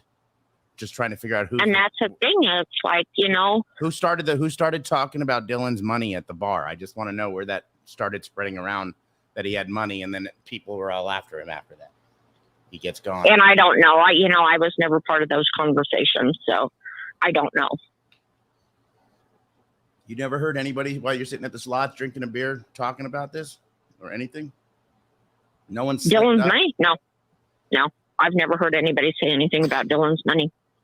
You know, and people have been talking about land and all that stuff. And do you think somebody would really kill a 19-year-old kid who's about to take over? Who's about to want to take over the valley, and his grandpa's got enough money to buy up that area? Yeah. But but you know what? He was over in Utah. He had nothing to do with Montello, land-wise. I mean, yeah, he was contract working, but he never had anything to do with Montello, with the land. Right, but that's what I'm wondering. Is you said that you don't even think it's somebody from Montello. You think it's somebody from possibly a different area. So maybe we've all been looking in the wrong places, which is Montello. Don Hatley said, not Don Hatley, Jim Brenner said we're looking in the wrong direction. Yeah, and it's like I have, the people out here, who cares what he has out in loose sand? It doesn't affect us. That's Utah. Yeah, and I'm wondering if, like, this was so well set up, so clean and well orchestrated, that everybody's looking in the place, not to quote James Brenner, the guy's obviously a criminal douchebag. There's no two ways about that. He's not a nice guy. Right. He's been shooting at people to kill since the 80s. So I'm not discounting the fact that he had something to do with this. But what I'm saying is, if you're saying that you don't think anybody in Montello is really capable of this, you don't think that necessarily Chase or Robert Avila, I'm getting an echo. Yeah, I think there's a little feedback on her end. It's what? There's a little feedback on her end, I think. Oh. My end? Yeah, it's okay. That's fine. If it's nobody from Montello, then maybe we are just chasing our tails, and that's the point, is what I'm getting at. Maybe whoever actually orchestrated this wants people to look at people in Montello because they're not from there. It was a premeditated, professionally done, orchestrated, like they've done it before. And it seems like I think people borrowed money for this. This is the connection between Montello and Lucin to me is I think the money was coming from Lucin into Montello, and Kurt had borrowed as much as he could, and Dylan wanted his money back. Right? Dylan needs to get gone. Kurt ain't paying him back. He's tired of it. Yeah. He's tired of, you hear him talking bad about him when his first interview, saying even if he was gay, he would just drop him in a second. And he was a dirty little bastard. And they was talking to him just like that. And his friend's dead or missing. Like, I don't get it. Like, were they actually friends?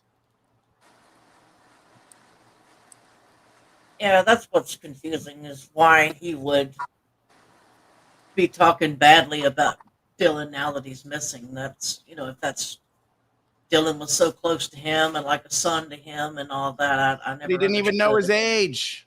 Yeah. Well, he could have just been covering for the fact that, like, they served him booze at the bar or something like that. He might have known his age, and that's not a big deal, really. So why does also Dylan Berg say that there's cameras there, and then because he didn't. That's a simple one to answer, and I said that months ago when he said that, and then she contradicted. Yeah, I know. I was going to ask her. I remember your answer. Why do you think that because Dylan and Ellen pretty well. Why would they fight like they did? And one would say yes, one would say no.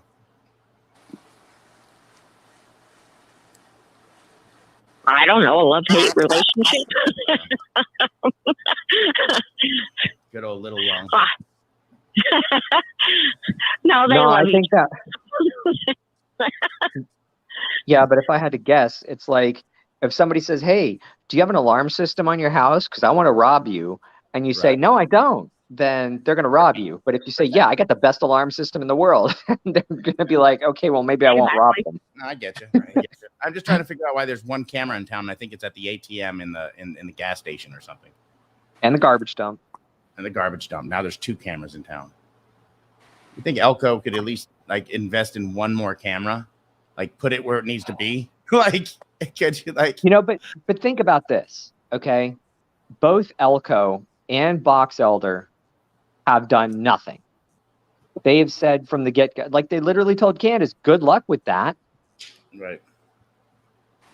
Like they have done absolutely nothing to make this case solvable. It's almost as if by putting out info and then retracting it, and the key fob was found. Oops, that was our bad. We meant to put it in the back chat type thing. It's like, what are these people doing? They can't get James Brenner's height right. They can't get the state that he was arrested in. The date right on a warrant. No, the date. Yeah, the date right on the warrant for Chase Venstra. They haven't gotten anything right, and it's like there's a certain point where you say, okay, this is beyond just incompetence, because yes, somebody can make a typo. Somebody can screw up a date or an age or a height or whatever, and it can be unintentional. But to repeatedly, so many times, screw things up that throw out all these conspiracy theories after the fact because people are like, wait a minute, this and this and this and this person. And it's like they've leaked information. They've screwed the family over. And they've screwed the whole investigation over. So what faith should anybody have in either Elko or Box Elder? None. They've done nothing. And it's like beyond just negligence and incompetence.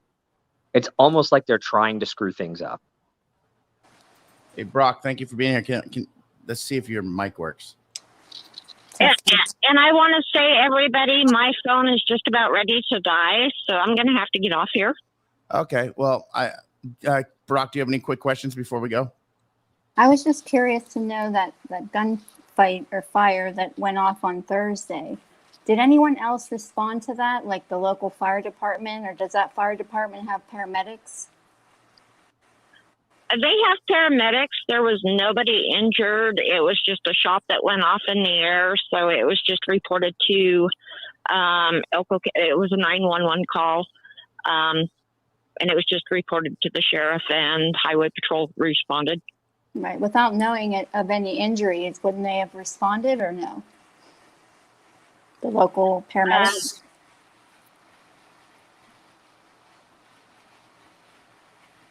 Loser. I think your phone died, maybe. Probably did. It still shows it's on, but I think your phone might have died. Well, usually when it's a battery or an internet issue and it goes off, it'll stay on until it completely disconnects. Nope. Oh, no, she hung up. I just disconnected it. Oh, never mind. It's like, what's that feedback? It was great to have her call in, though. I think that was a great caller, actually. Yeah. I think we cleared got a lot as many of stuff questions up. in. I think we teamed up and got as many questions in. Brock, I'm so sorry that you were having issues at first. I wanted to give you more time to talk on that one. No, it's okay. It's just odd because that's a great question, because you would think that the local fire department or someone would show up if they're the closest, right? And the volunteer fire department, I wanted to talk to her about that too, and the RSOs on the fire department, and why people get let go from a fire department. Like, was it why did they get mad that they're searching for Dylan? Was that really why they were let go? Not because they wore a shirt in a video. It can't be. No. There's something I else. definitely think it's more than that. But I think that clears up quite a few names that's been thrown out there. That kind of gives us a different perspective on some people. Right, and her being friends with Taylina, could it be that we have to like take that out of the equation, that she likes these people? You know what I mean? Because Yeah. I mean, Because she seems to know everybody, including Ty and Lance and everybody. Can you guys check the back chat? I'm looking right now. Okay. There was a reason for that question. Oh, yeah.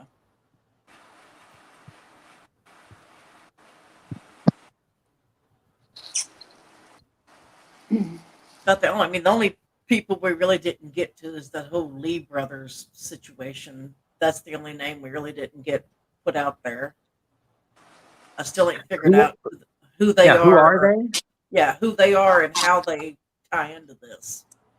I know that their name was brought up and thrown into this, but I'm just trying to make that make sense.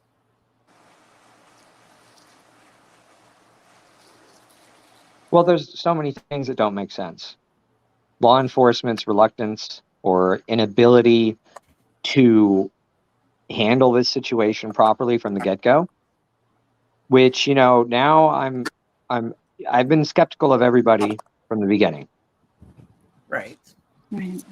And when you look at the way that law enforcement has handled this, botching the truck, saying, yeah, sure, break the window out, do whatever you want with it, drive it, put your fingerprints all over everything. it wasn't a criminal investigation yet, though, right? So It doesn't matter. It doesn't matter. Like they dropped the ball on that. Yeah, I mean, if you're competent in the least, you find somebody's boots 90 minutes into the search, and it's like, It's why just would if his you boots? suspect a missing person, because at this point he had been missing for how many days? Technically, according to what we're being told, he had been missing since Saturday. So at this Yep. point, it was Monday, right? Yes, it was. That they were called? Yep. Well, the family arrived with search and rescue on Monday at about 4 or 5 p.m. And 90 minutes after they arrived, they found the boots. Right. So what's intriguing is why law enforcement would say, oh, sure, break the window out, do all this stuff, contaminate all this evidence that could be evidence if there's a crime. They could have said, you know what, leave the truck alone. We don't know if there's a crime here yet. Right. There might be, there might not be. So let's just leave everything in situ. Let's not touch anything. Let's try where Dylan is. We'll go do our search in the desert, see if he's wounded by a rattlesnake or some BS like that. And then if we can't find him, then the truck, do forensic analysis, which would require somebody more competent than Box Elder or probably Elko to actually do that. An actual law enforcement agency that can do stuff. Because the more that I think about that, the more I get pissed off about it. Because it's like these people go out there and they're like, sure, break the window, do whatever you want, contaminate everything, drive the truck home. Did they tell them to go inside his trailer and ransack it or go through it? Yeah, I mean, they probably, I don't know if they told them that, but they did it. So It's like they weren't told not to do it by law enforcement.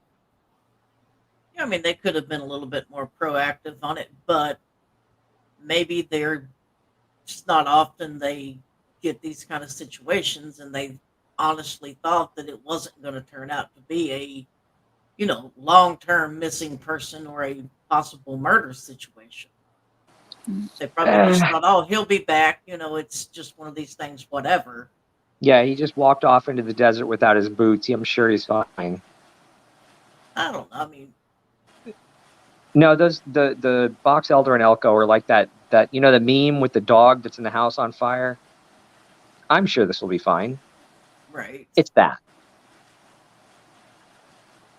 Yeah, I mean, I don't know at this point why they're not turning it over to somebody else that's a little more qualified and equipped to handle the situation. I don't understand why they're holding on so tightly when clearly they can't do the job. Exactly. They're holding on to the investigation they obviously don't care about. Are tips only being taken at the Box Elder Sheriff's Office? What was that? Sorry. I'm sorry. I'm having a lot of trouble here. Are tips only being taken through Box Elder? Yes. Yes, everything has to go through Detective Zach Moore. He's the lead investigator. Right.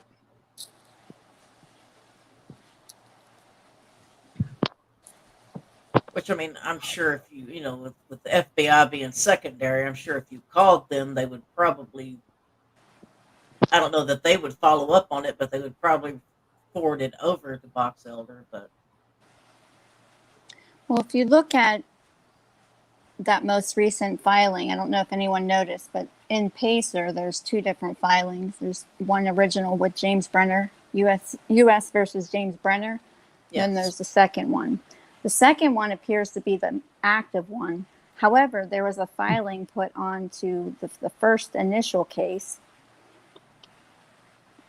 And so Yeah. did you happen to see that, Crime and Justice? Yes, the one case is for the assault that took place there in town. That's still an open case. Well, so is the death with a guy now that we find out that had a bullet in him instead of out in the just desert that dies of dehydration and just expires. Right? Yeah, that's a little weird because we were told that he just, I mean, I was under the impression that he just went out there and maybe got turned around, got lost, and just died out there. But now we're hearing that he was shot. That's totally a different situation. I wonder if they're actually investigating that one. I They wasn't would aware. have to be. I wasn't aware of that. Oh, that's what she had told us early on in this phone call tonight, that the guy that Heavy D found in their video when they were flying around out there, Mm-hmm. the 41-year-old man that was found out there in the desert. Oh, He is that was what she was actually- talking about? Yeah, he Yeah, was he actually shot. shot. Thank Yeah. you, Kelly. Thank you, Kelly. So he didn't just go out there and dehydrate and expire. He was actually murdered, allegedly. John Doe still, right? Or did they identify the person? They That found, I thought they found his wallet. I could have sworn they found his wallet, but they didn't because he was told to be a John Doe. I don't know. I don't know. Somebody at one point said they did and that he was from Las Vegas, but then now I don't know. Yeah, I remember that. I think that's kind of the point, though, isn't it? Like, nobody knows nothing because everything that's being fed out there, everything that's being released, Just everybody if who's this crime happened in Montello, it then would be within the jurisdiction of it, Elko County. Well, crossing Yeah. state lines too. It keeps the FBI like they should take the lead, Correct. right? Correct. You would think. So if they're not sure or 100% sure of evidence, if there was any evidence found at the grain shed, I mean, at this point, no one truly knows, correct? Well, I do know on the court documents it says that there was forensic evidence and forensic data taken from the grain shed property, and that's how it linked it to Brenner. At least, I mean, that was my interpretation from reading the very first court documents that came out for Brenner. And that's why they named him as the number one person of interest. I don't know if I spelled. well, he's a suspect. I think I just misspelled something. Yeah. Here's the poll. If we don't, and the poll. Well, I was going to say, if we don't find Dylan, will we see any charges on anybody circumstantially? Put a 1 in the chat. Screw that one up. Put 2, no. I'm starting to believe what Kurt said, though. For real. What, like they? That whomever set this up did such a good job that nobody's really going to go down for it, and the people that do aren't the ones who are actually behind it. That's Right. what I'm really starting to think. Like, that's why when Ty was so adamant about Chase, if he didn't do it, he's being set up to see that. I said, if he's not being set up to be seen, everyone is being. We got a V-list, we got Brenner and Chase in jail. That's the problems in that town. They got everybody out in one swoop. Yeah. You notice that this was well thought out by different people in that town also, because they wanted, Kurt was tired of having to be the vigilante and chase all But these. You know what's really messed up about this whole thing too is that the FBI, and this is the reason I ever called in.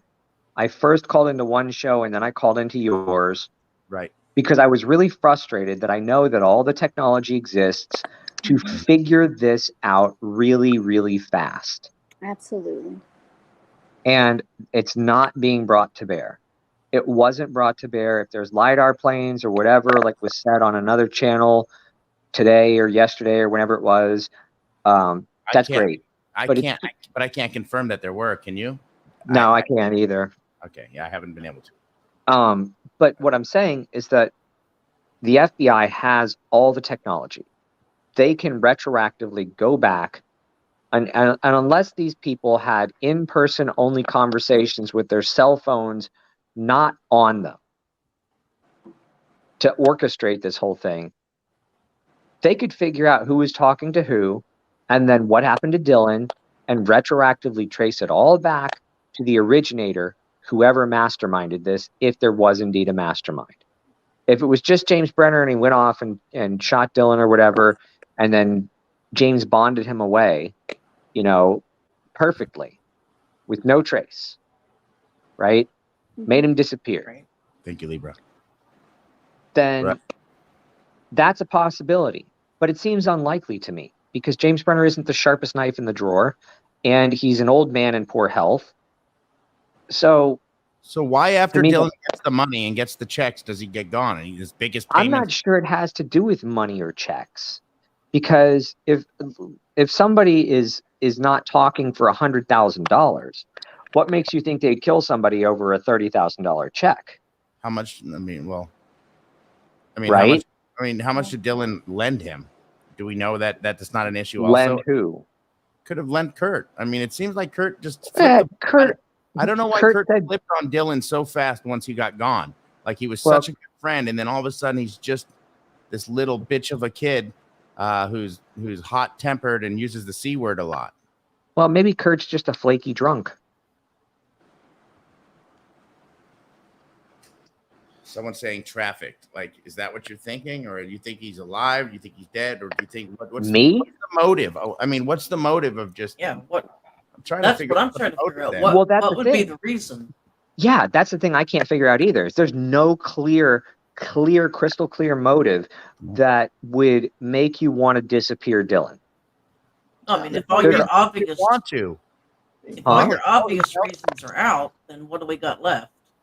He'd be considered a pillar of a community if he's actually working there and has a farm and hiring people within the community as well. Like, you're considered like a staple of that community too, right? Because you're giving work. You're a pillar of that community. Like, people look up to that. Was jealousy a thing? Was somebody jealous that he did something that they couldn't? Does that boil rivalry? Does it boil back down to that theory? It could, but like what you just said is interesting because Dylan was not a major pillar of the community, but he was doing something. Right. He was making a farm. He was living his life. He was doing his own thing. He had the water rights and the land rights to that piece of land that he was on with his grandfather. Pardon? Brought money to that town and area, right? Yeah. Well, he did work. Right. Like he worked for Dan Iverson. Mm-hmm. He worked on his pivots. He was a diligent worker. That's clear. Regardless of what anybody else says about him, whether he said the C word a lot and he was a jerk to people, that's kind of irrelevant. Yeah, totally it's relevant. Or if he was even dirty or messy. Well, if you work in the field all day, you're going to get dirty. My farmer friend is filthy after working in the field for 12 hours. So, yeah, Dylan was doing something legitimate out there and making a life for himself. Right. But the question is, why would somebody want to interrupt that and make him disappear? And is it as simple as James Brenner gets pissed off because of a gate and a grain truck and he backed into his horse gate thing that's inside of the grain shed? Or into one of his trucks or vehicles, right? I don't think he would have backed into one of those trucks or vehicles because those weren't parked in the grain shed. Those were parked outside by James Brenner's campers from all the pictures that we've seen. Okay. Like, James Brenner's a douche and he shoots at people and he's a violent criminal. Like, that's known. So, and they said that he's the only suspect in Dylan's disappearance. Okay, that's fine. But what if there's more to it than that? Well, Don was also named in the court papers with Brenner and for polygraphs for this and that. Like, yeah, it's clear now that Don Hately took a polygraph. Don Hately wants to move or whatever, but he still lives in town right now. Don Hately, to me, it's like, what's his involvement? Is he somebody who knows something, or is he somebody who did something? I'm not clear on that. I have no idea. Yeah, I mean, I'm not 100% convinced that he didn't play a part in this. I don't think he did this completely 100% by himself. If Brenner did kill Dylan, there's no way that he's going to be able to clean all this up and cover it up by himself. Not to the point where Dylan's not going to be found. Well, you got to remember too, Don Hately didn't give up James Brenner's .22 caliber rifle until the law enforcement. I don't remember if it was the feds or if it was Elko or who came to Don Hately's place twice and questioned him. I think it was the feds, wasn't it? Yes, it was FBI came back and questioned him. Yeah, they came and questioned him, and he didn't give up the gun the first time, and then he did the second time, and then he's like, "Oh well, it was owed to me as collateral for a loan." It's like, come on, dude. You really care about him? Hold collateral for a loan that are stolen with the serial numbers scratched off. How much is a fucking .22 rifle worth? A couple $100 at most? Give me a break. $200, unless the scope's probably worth more on it. Probably didn't even have a scope. Probably had iron sights. Yeah. But I was wondering, who was he talking about? He said that 22 was left in the trailer that Brenner was staying in. Well, by whoever stayed there before. So I wonder who they had on that property before Brenner. I'm pretty sure that Kurt said that was Ed Harshberger's gun. I could be wrong about that. Somebody said it was Ed Harshberger's gun. I don't know if that's true. That could just be BS. Right. I think I'm getting a lot of feedback, but one thing I wanted to ask is, why is there such a big push to put out to the YouTube world or whomever's listening that Chase has stolen how many guns? There's like a real big talk about guns being stolen. You notice that? Yeah. Yeah. And that's really become on. Now we got a guy dead. We got a new guy shooting at the bar. What if there was a gun used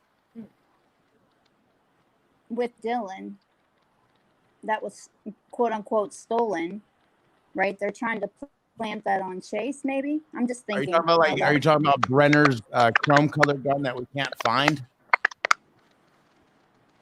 Yeah. Yeah, that's probably the gun that killed Dylan. Why is that the only gun we can't fucking find? Well, that's assuming a gun was used to kill Dylan. Yes, and I'm just assuming. I'm going to assume that I mean, if it's anybody in Montello, it would have to be a gun because we're all talking about guns because they're all too pussy to strangle anybody or fight somebody. Right. So.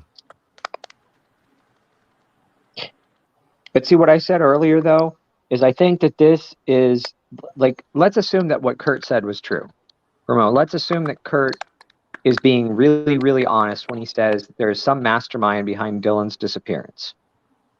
And that this person is so smart, so slick, that they think they got away with this scot-free and nobody's ever going to find out what they did, or orchestrated, rather, because they didn't do it themselves. If there's a mastermind, they're not going to get their hands dirty. Exactly. And why is Ty so adamant about pointing fingers at people in Montello then? And he's not open to anybody outside of Montello. Like, he's the only one that wants to do is point it at Brenner and well, Brenner's not in Montello. Brenner's Lucin. Sorry, Chase. I mean, he was pointing it at Chase, and if it wasn't Chase, then it was. Well, at first he said Ty said that he had reason to believe that Chase Venstra murdered Dylan because of things that he, whatever, evidence he's not going to talk about that he saw or found or whatever that was. And then when James Brenner got brought into the picture, he's like, he thinks it's him. You know what I'm thinking? Brenner was moved out to that grain shed because the start of the plan to get rid of Dylan was to get somebody out there that they could blame. Yep. Well, I don't know when James Brenner was actually moved to that property. After the fight with the guy at the gas station, when he hit him with the steel chair, Kurt said That was in 2021. I believe 2021. I think that was Yeah, I in the believe fall. Brenner's. It was in the Yeah, I fall of believe Brenner's 2021. been out there like is it close to a year, maybe. I mean, that's a long time in the making if that's the plan. Well, I mean, maybe they didn't have it as a plan to have him move out there to do this, to be a part of the plan yet. But at some point, I think he became part of the plan. Well, it's clear he did if he's the only one who's got evidence against him. Right. Nobody's typing, guys. She just has a bad connection. You guys. Yeah, enough of and that. I can go ahead and get off because I'm certainly not wanting to make this difficult to listen to. So I'm No, gonna no, no. We're good. We're actually going to be closing up here in a second. Just make sure, are you on an analog microphone headset? Actually, no, I unplugged that, so I'm just on a speaker. That's Like a probably speaker. why. I can Yeah, try. because it didn't happen until you unplugged. I think that's probably bad. Hold on 1 second. I apologize.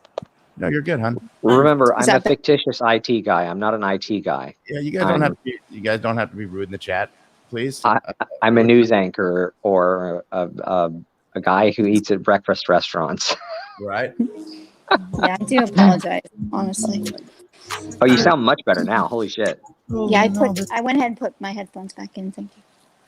Oh, thank God. Yeah, that So, fixed it. Thank you. Okay. Yeah. Right on. I don't know. K-Wax is behind. You're a little behind, K-Wax. Oh, adults be so childlike sometimes. I know, right? That's all right. You remember something interesting that Candace said in one of those, I think it was a Duty Ron interview, was that Dylan was initially farming or trying to farm at the grain shed, but he couldn't get water rights there. Actually, I don't remember that conversation. I remember people talking about it, but I didn't hear that. I knew he I wanted heard it. I heard that he wanted to and take over the valley, but that's what I heard. Where did you hear that? From Candace on Duty Ron, I believe. And she said that he initially was trying to work the land by the grain shed because, I mean, and if you listen to Candace, she says there's like 10 or 15 water and power hookups there. That's what I was So going you to say. can have- That would make the most sense because I would say, why didn't And he wouldn't have to drive that fucking truck 5 miles and then walk through the desert to put it away.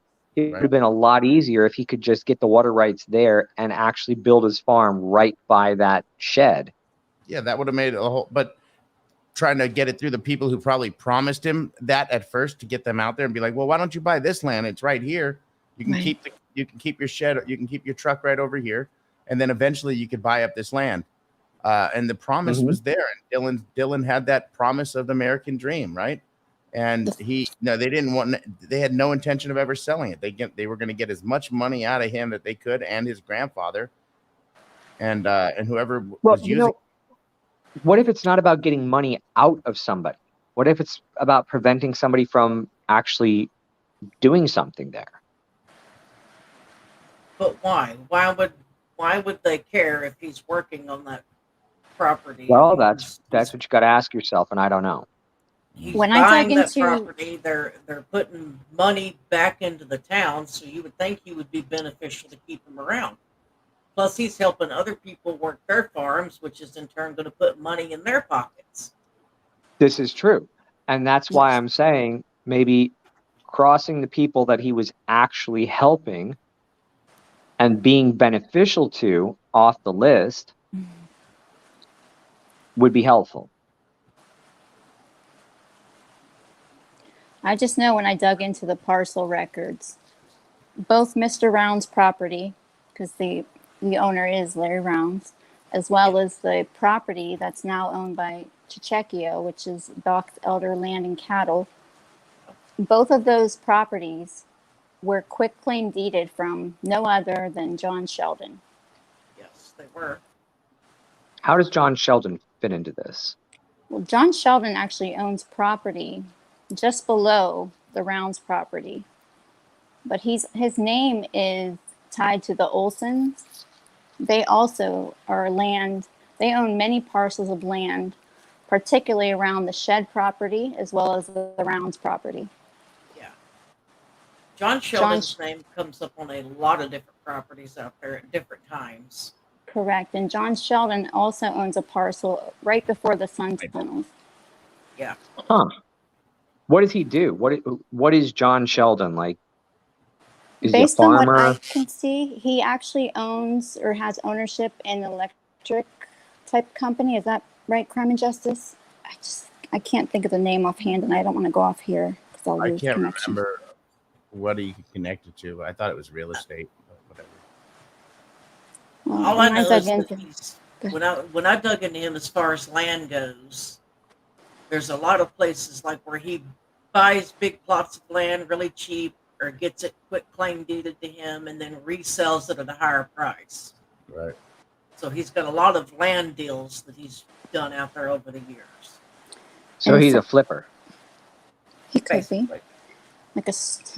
But also I want to say that the Rounds property prior to, I'm going to say 2015, when I dug through the water rights, because whenever you go into the water rights, you can download all the scanned documents. It'll give you a history of the property or, whatever the well that's connected. And no other than Chechekio is on the Rounds property as having ownership. 2015. Yeah, there was a time he had his name on that property as well. Mm-hmm. But I've seen that in a lot of the reports. There's a lot of the same names that keep coming up over and over, where they own the property, then they sell it, and then somebody else years down the road will deed it back to them, and then they'll sell it again to somebody else. Right, and also that's like a tax scam, right? Tax evasion. Yeah. Also tied into the water right documents for that particular parcel that's now owned by Chechekio. If you look through that, you'll see that there's a rancher's name on there. That was the rancher that was using the property or the pond in regards to for his cows or his cattle. Okay. And he actually resides in Grouse Valley. Starts with a B. Let me go off of here and come back because I have the name. You mean Grouse Creek? Well, he resides in Grouse Creek. He's a rancher in Grouse Creek, or Grouse Valley, I believe. Grouse Valley. His name's right on the water rights documents for the history. I think I might have those. Look. Yeah, I don't know, that whole land situation is some kind of shady deals going on.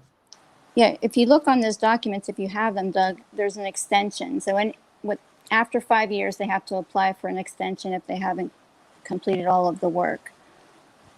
And within that document is the rancher's name. The water rights. Check the back chat. Brock. Yeah. Okay. I'll do that. I have them already PDF. Okay.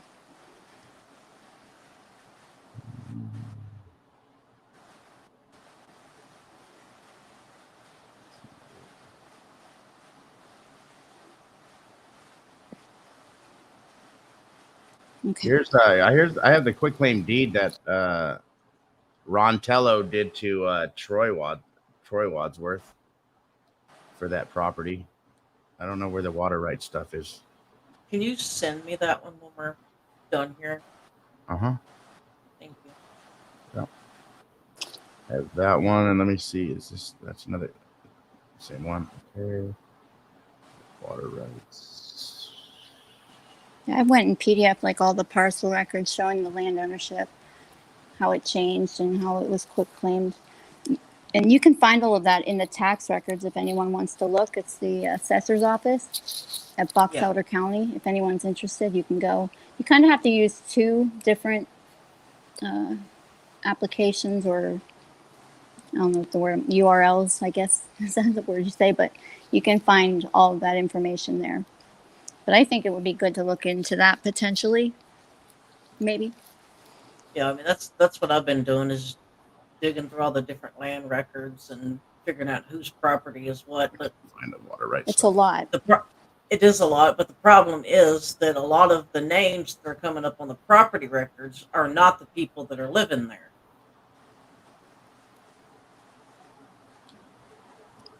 Are you Like, looking particularly at the ones in Lucin? well, Lucin and then Montello too. The land will be owned by one person, but then that's not the person that lives there. The person that owns it will say, like, lives in California or Idaho or Montana. So Right. there's different people living there that you don't even know because they're not anywhere on those records. Well, that's what, when you go over to the tax assessor, you'll find the names because it'll show like who paid the bill each year and it gives you a history. Well, that's like Ellen Berg has 9 properties that are listed under her name. Her name is on all the tax records, but she don't live on all 9 of those properties. Correct. Right. I mean, that's Because you got owner occupied, and then you have owner unoccupied. Yeah. Housing for business purposes, obviously real estate rentals and things like that. Yeah. Right. All these are great questions, and all these I think tonight was very fruitful. I think tonight we got a lot of answers. Now, you guys, do we believe the caller panel? I think so. I mean, she seems to know what she's talking about. I mean, She didn't pretty really much- stray from her answers either, right? no, I mean, pretty much everybody that we've asked her about, she pretty much verified things we already knew and then some. So The only At thing this I could, point, oh, sorry about that. no, go ahead. Go ahead, you first.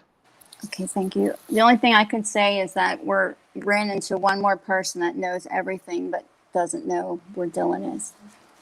Knows everything and everyone. right. And that doesn't mean that she's right or wrong at all. I'm just making that a point. Okay. I'm going to stay in the middle and neutral on what I say, because she's got too many friends that she knows and likes too many people, and she can't really say anything bad because they all know who she is. Yeah, would I mean, agree you with got to that. kind of take that into consideration too. Duff? Well, for me, this whole thing has come full circle. And the only thing that got me into this and made me call a panel is because none of it made sense and still doesn't make sense. So I have to go with what I've thought from the beginning, and that is basically trust nothing unless it comes from multiple verifiable sources that have actual Documentation. some kind of proof Right. of what they're saying to be true. So that's why I've been dismissive of a lot of the outlandish conspiracy stuff. And I go with what people say themselves. I don't want to, extrapolate too much on what people say and be like, oh, that's definitely true, because I don't fucking know what's actually true in this. This whole thing about Dylan disappearing is honestly the most mysterious crap I've seen. And the more that I think about that, I'm like, this couldn't have been, well, I mean, it could have been. It could just be the oft misquoted Occam's razor, because people say Occam's razor all the time. Well, the simplest explanation, blah, blah, blah. But that's all things being equal. All things are not equal with this. No, there's All nothing. things. There's nothing that makes sense here. There's not one thing There's that you could say that there's logical or math behind it that makes it make sense. Nope. There's a lot of convolutions. There's a lot of disinfo. There's a lot of BS that's being spread. And it's like to tune out the noise and find the actual signal within the noise, to use a computer term, which apparently I don't know anything about. Right. You don't even own one. I know, right? No, I mean, it was funny. It's really funny. Like, Poor Duff doesn't even own a computer. He knows exactly, like, So he knows sad. about bytes that I didn't even know existed and how much, like, memory can be held on. I'm like, listen, this dude probably owns a whole satellite system. Right. no, but it's like if there's much noise and so little signal, it's really hard to find the signal in the noise and to get rid of the noise. And there's so much noise that's been put into this whole Dylan Rounds going missing thing that it's Right. really difficult to discern what is actually plausible, even not what's true, because I'm not sure that anybody's ever going to know what's true about what happened to Dylan Rounds. And that's really, that's really disheartening, depressing, and kind of just makes me want to say, fuck it, But when there's so much disinfo, BS, drama, nonsense that goes on with it, there's so many names that are thrown out. Right. So many people that are named as like, oh, well, this person is definitely a suspect. No, there's not. There's literally only one suspect according to law enforcement. That's why I was upset with Shack Lady bringing all that out and saying all these people look into them and this is factual. And well, I'm not going to throw her under the bus. I don't think I think her heart's in the right place. Got that from Taylina. No, but you got to see who she got it from. Yeah. Right? Like, we haven't got anything from people outside the Wadsworth family or don't like or respect them, have we? Everyone we've talked to likes and respects them, and they don't say anything bad about them. Well, you know what's funny about that email that was such a big to-do over on Salty's channel or whatever, is that I didn't forward that to anybody, and I barely even read through it because I'm like, drug dealing, blah, blah, blah, blah. And I'm like, what? No.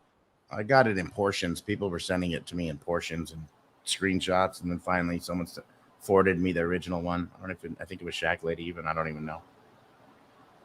Well, it certainly wasn't me because I don't forward shit that people send me in confidence or whatever, or run theories by me, because I've had a few people who wanted to run their theory by me and shit. I'm in contact with your old email, and then when that stopped, your new email, and I don't CC anybody. I don't forward anybody else's emails that forward me emails or send me emails. I don't bring it out. I mean, I keep it very quiet. Sometimes I don't even talk about it. Maybe I don't do that, and I don't respond to group emails. So yeah, keep me out of group emails. But yeah, I don't like, if somebody says something to me and they're like, oh, I want to run this theory by you, and then I'm like, okay, well, do you want me to say about something about it? Do you want me to postulate it out there and put it into the open or whatever? You want me to give you credit for something that you said or thought or whatever? I'm not like one of those people who's like, oh, this person sent me this email, I better go forward it to a billion other people. I don't do that stuff because that's irrelevant. Most of it. Anyway. I never got anything that was sent to those other channels. All of those other channels got it but me. I never got any text messages from that PI dude or whatever we're not mentioning any longer, or things like that. Nothing. I was the only one that I was open to see all of that. Even the video they supposedly had from Canada and everything. Of course, I couldn't get anything, and nobody wanted to send me anything, and nobody would contact me. So that's where I see the BS.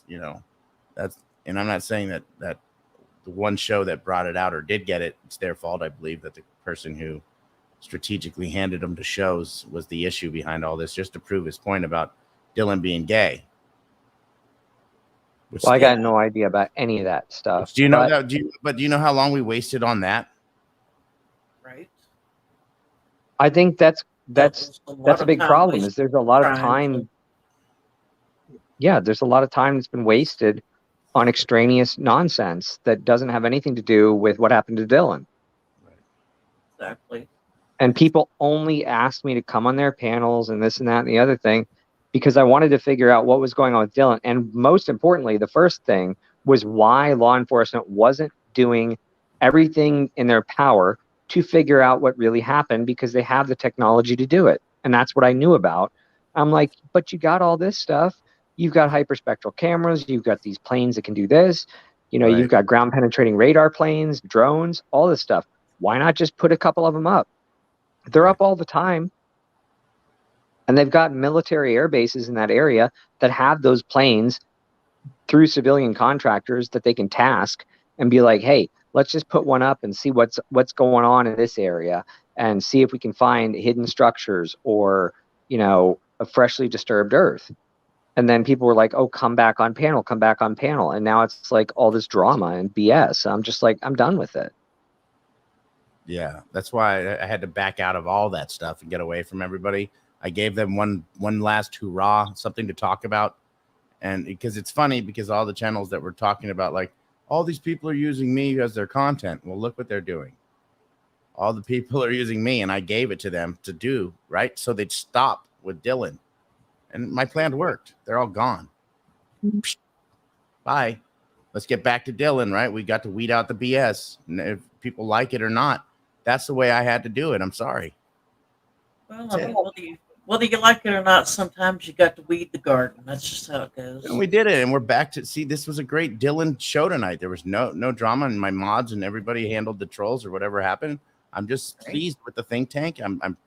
I'm honored that Black Dove came up and Brock and have that phone call. I mean, this is all important to have to find Dylan, right? To put in the pieces. This is the first time that we got somebody that lives there to talk to us.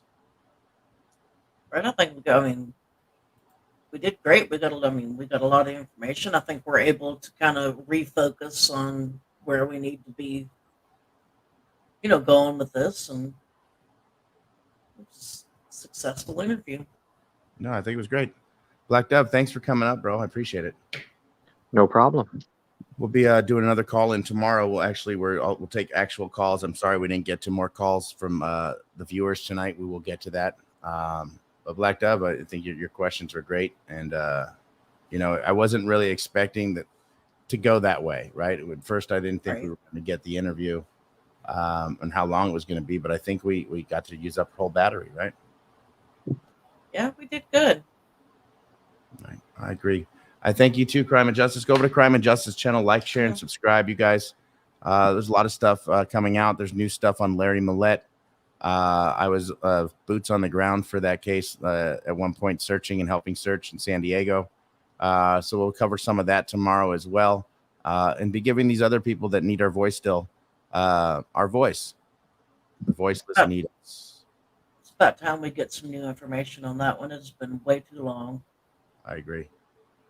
On the way out, why don't you tell me where you're watching from? Roll call it. Thank you, mods, again. You guys mean the world to me. Thank you for the donations, the super stickers, super chats. The think tank, thank you guys for having this show. Interest in mind. Keeping away the bad. Let's stay focused. We have other channels to deal with the nonsense on, and we will do that on other channels that we have. So make sure you like, share, and subscribe to all my channels in the description. Again, go to Crime and Justice channel. Go over to Brookie's channel. Like, share, and subscribe. Thank you, Washington State, Nova Scotia, Canada, New York, Madison, Smuffville, USA, San Francisco Bay Area. Thank you, Suba. Australia, baby. Burning in hell, Lisa says. I mean the valley. Good night. Much love, Giabella. Back at you. Eagle Butte, South Dakota, west of Houston. Black Dog View Rock in Florida, he says. Trolling all the time in the USA. Eugene, Oregon. Thank you, Wales, Indiana, Ontario, Canada, North Carolina, Utah, Forestport, New York. Good night.